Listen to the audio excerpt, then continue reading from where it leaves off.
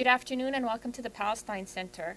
We're very pleased to have with us today Ms. Helena Cobban, who is a writer and a researcher. She has just returned from a month-long trip to the Middle East that took her to Egypt, Jordan, the occupied Palestinian territory, and Israel. She will share with us today her findings, and I always think that the best accounts come from those first-hand accounts from people who were there and spoke to all the principals. She has interviewed more than 45 people ranging from Palestinian Prime Minister Salam, Fayyad, now resigned Palestinian Prime Minister, to several Hamas lawmakers. I didn't know that there were some left that weren't in jail. Actually, they were rearrested. Okay. And senior officials with aid agency working in Gaza. She is a writer, researcher who has worked on Palestinian issues since 1974. She worked for the Christian Science Monitor for many years, first as a reporter and later as a columnist. Over the past decade, she has written extensively in the Boston Review on her long-maintained blog, Just World News, and elsewhere on developments in Israel and Palestine.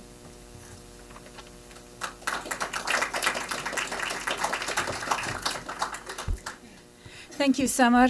Thank you, everybody, old friends and new friends, for turning out. You know, I prefer to work at a keyboard, but every so often it's good to test my ideas. So I suppose I do that in my blog, but it's good to test them with real people as well.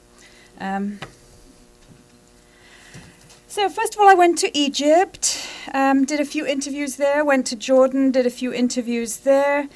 Then I spent more than a week in Ramallah and did a bunch of interviews there. From Ramallah, I went, where did I go? Oh, I went to Jerusalem, which is not easy. We'll get there later. Then I spent a whole week in Jerusalem, and from Jerusalem I went down to Beit Lahem, Beit Jala, and Hebron.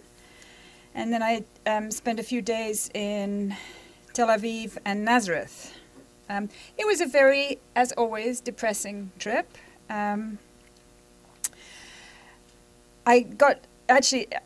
been going through my notebooks, and I got ways more than 45 interviews, and I'm still kind of plowing through them. I don't know if you guys are reading my blog, but I'm trying to upload the kind of the most important ones of them.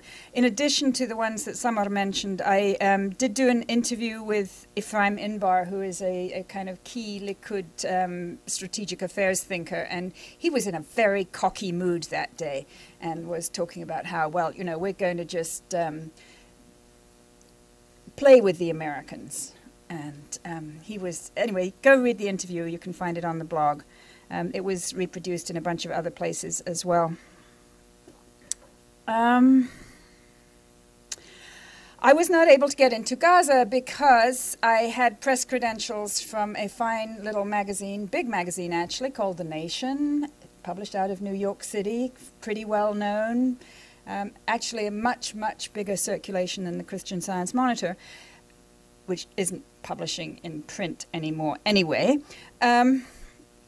So my Israeli press credential people looked at my letter and they said, we've never heard of The Nation, so I never got my press credential. Actually, it was a kind of an interesting story because I went to see the little guy in the office there whose name was Jason. He was from England. And he said, oh, he entered my data and he said, oh, yes, we'll have that up in a moment. I said, yeah, I had the press credential, visiting press credential 3 years ago, you know, when I was here, so there shouldn't be a problem. And he said, no, there shouldn't be a problem. Come back next Thursday or whatever. And I went back next Thursday and he said, oh, no, I called. I said, you know, well, what's up? And he said, oh, it should be about 20 minutes, so come on over. And then he called back and he said, oops, there's a problem. So anyway, that's when I knew there was a problem.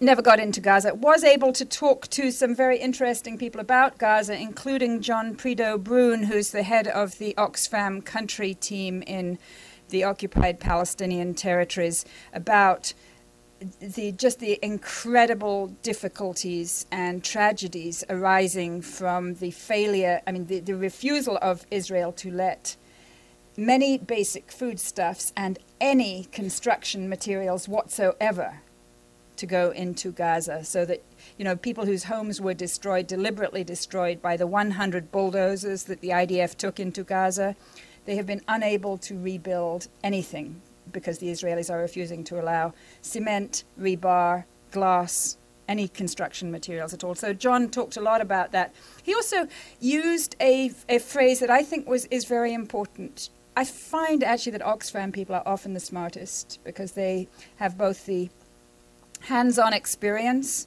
of dealing with humanitarian emergencies, and they also do a lot of analysis and advocacy around the issues that they deal with. He talked about a dignity crisis for the Palestinians. He said that a lot of what the Israelis are aiming at doing is aimed at destroying the dignity of the Palestinian communities. And I think that's very true. In fact, I was just talking to someone about this wonderful book that has just come out by the British journalist Jonathan Cook, who is based in Nazareth, I think the best journalist there, anywhere in Israel, Palestine. It's called Disappearing Palestine. I think disappearing is a transitive verb in that context. Disappearing Palestine, Israel's experiments in human despair.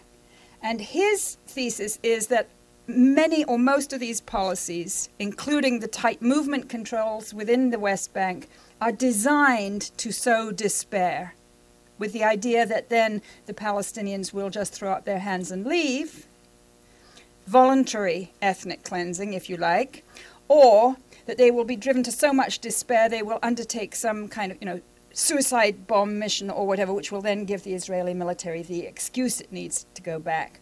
Sometimes it needs an excuse, sometimes it doesn't. But that these things are not always completely unwelcome in terms of providing the excuse, or, you know, the Qassam rockets or whatever. Jonathan says on the back of the book, and he says, over many decades, Israel has developed and refined policies to disperse, imprison, and impoverish the Palestinian people. It has industrialized Palestinian despair through the ever more sophisticated systems of curfews, checkpoints, walls, permits, and land grabs.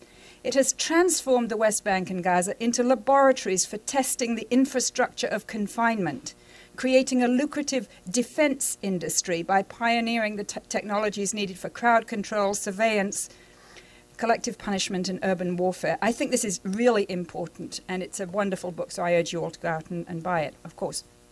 Anyway, I didn't get into Gaza. That's the long and the short of that. But the situation in the West Bank, including East Jerusalem, is actually very important to the politics of what's happening for the Palestinians, as is the situation of the Palestinians who are citizens of Israel.